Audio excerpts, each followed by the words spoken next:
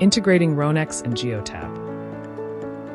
From your dashboard, click on Integrations on the left side menu. Then click on Add Integration. Select Geotab from the list. You can see instructions below to find your database in the Geotab dashboard. Enter your email, password, and database name.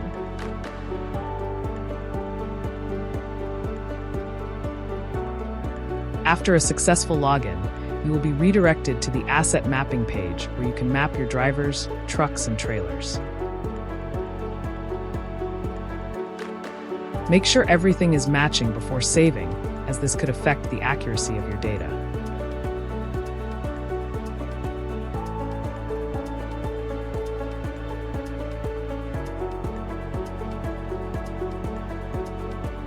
Click on the Save Mapping button to be redirected to the Integrations page, where you will see Geotab. Now click on Users.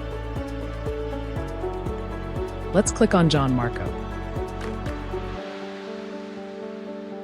Now you can see current duty status, duration in current status, and available hours of service for John.